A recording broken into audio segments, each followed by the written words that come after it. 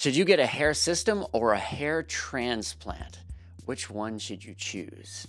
How do we find this out, Steve? Because one of the things I wish is that I would have tried getting a hair system before I ever got a hair transplant just to see what I looked like with hair, since it had been like 6 or 7 years before I'd even seen myself with hair. And I feel like that could have been an easy way of checking out to see if I actually liked that look or maybe what I'd potentially want to go for with a hair transplant. What do you think of people doing that? I think it's a great idea. There's one problem that I do have with it is that the companies that do the hair systems, at least the majority of them, they do them in a way where they glue them onto your scalp. Mhm. Not a big fan of that. I don't like anything on my scalp artificially when I go to sleep, and then that's just me, socks on your feet kind of thing is what it kind of feels like to me. Because I wore a hair system from age 23 to 30. When they put it on my head, they did what's called like a cornrow. You might notice in like an African American person that kind of ties their hair in braiding, beautiful braiding. Well, they'll do that all the way around your head, and then they'll kind of use a U-shaped hook and they'll sew the system on your head, and it's like on there really tight, and you're like, wow, this is like, and they sell it like this is a part of you. Yeah, heck yeah, man, it's tight.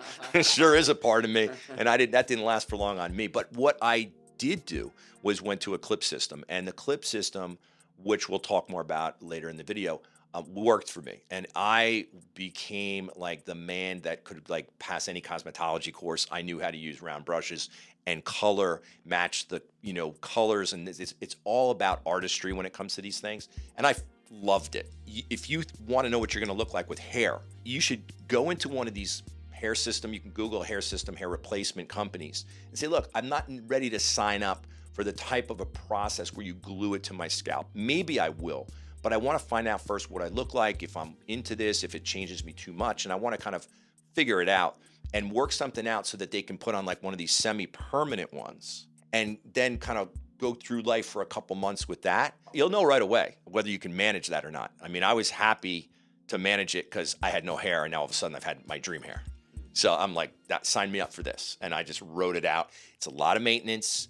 It's something you got to learn how to do. And that's the beauty of going to one of these companies. If you do want it glued on your head, they do all the maintenance pretty much. It's kind of like good news and bad news. Like, it's great if you like it, want to continue it, have them maintain it. If you don't know how to maintain it on your own, then that's not for you.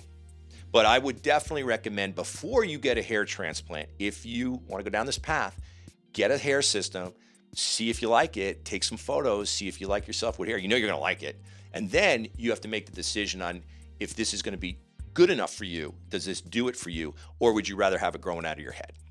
So that's kind of my advice. Any other thoughts on what to choose between hair system and a hair transplant, and any reasons a person might choose one versus the other, other than budget and kind of obviously a hair transplant is a lot more money up front. Number one is if you have very poor fine donor hair and you have a lot of hair loss, you're probably never going to have the hair that you dream about from a hair transplant. And it's going to be 3 hair transplants, 3 procedures, a lot of money.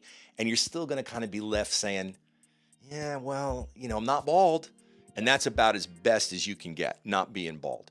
So for a lot of guys, that'll do it. Some people, that front half of the head's the most important. I've talked about that many times.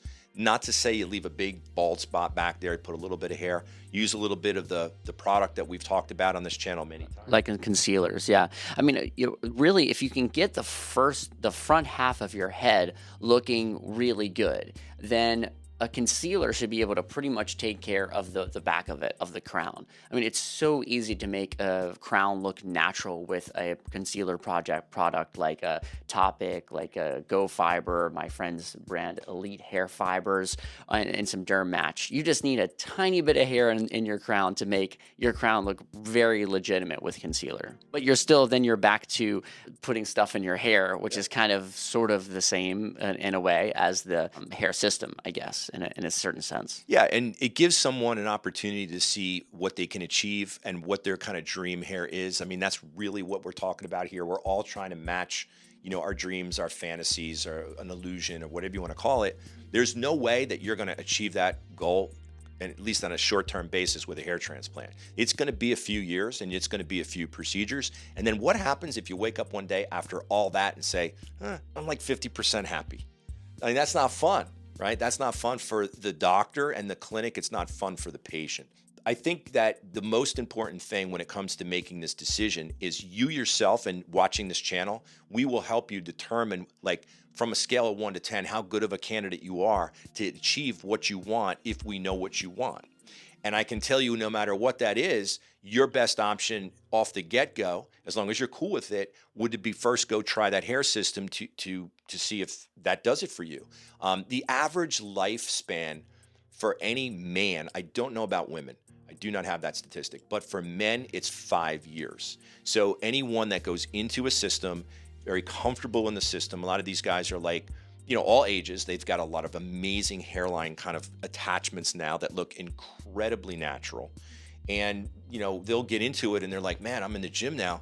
I'm taking off my hat. I'm feeling like $1 million. I'm like, not just looking at my hair the whole time because it looks so good. Now I'm like talking to people and this and that. 5 years that usually lasts. And the reason for that is because that it's a lot of maintenance. And like myself at 30, all of a sudden I took off the hairpiece and now I'm back to being bald again. That wasn't fun. So you have to either wear it long term or prepare yourself. These are all, I know, a lot of things to think about, but I think that the point here is that when it comes down to hair transplant, hair system is not invasive, it's not surgery, it's not overly expensive, and it can give you that appearance of what you're looking for to see if you like it first. And you just hope that the girl that you meet actually loves you for your personality. Find someone like me in my old days, in my 20s, where I was like, okay, thank you for the kind words. I know you think I'm a nice guy, but don't touch my hair.